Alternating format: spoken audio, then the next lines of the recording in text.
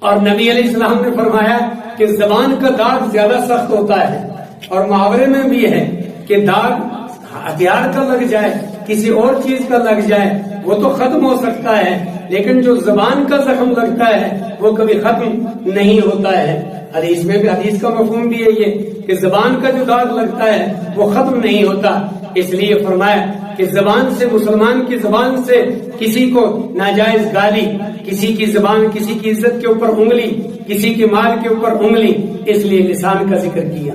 کہ جب زبان بچ گئی، اس زبان کی وجہ سے آنکھ بھی بچ گئی، زبان بچ گئی کان بھی بچ گیا، زبان بچ گئی تو سارا کچھ بچ گیا۔ زبان بند رہی ساس بہو کے جھگڑے ختم ہو گئے، زبان بند رہی داماد سسر کے جھگڑے ختم ہو گئے، زبان بند رہی دو دکاندار آپس میں محفوظ مارکیٹ میں رہیں گے، زبان بند رہی سواری اور ڈرائیور دونوں اتفاق سے سفر کر لیں گے، زبان بند رہی دونوں تاجر آرام سے رہیں گے، زبان بند رہی میاں بیوی سکون کی زندگی گزاریں گے، زبان بند رہی تو باپ اولاد سے خوش، اولاد باپ سے خوش، زبان بند رہی حکومت رعایا سے خوش، رعایا حکومت سے خوش۔ زبان ہی حکومت کو پریشان کرتی ہے، زبان ہی رعایا کو پریشان کرتی ہے، زبان ہی قانون پہ تان لن کرتی ہے،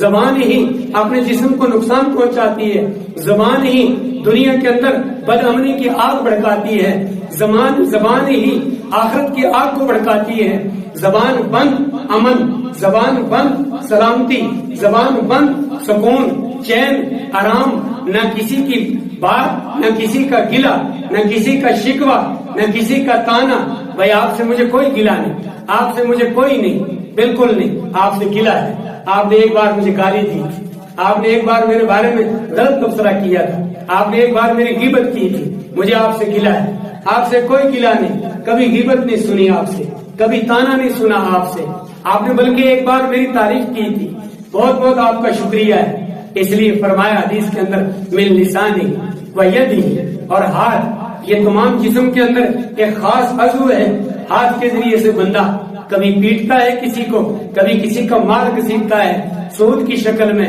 رشوت کی شکل میں، چوری کی شکل میں، پکڑ دھکڑ کی شکل میں، ڈاکے کی شکل میں، ہڑپ کی شکل میں، دھکے مکے کی شکل میں، ان تمام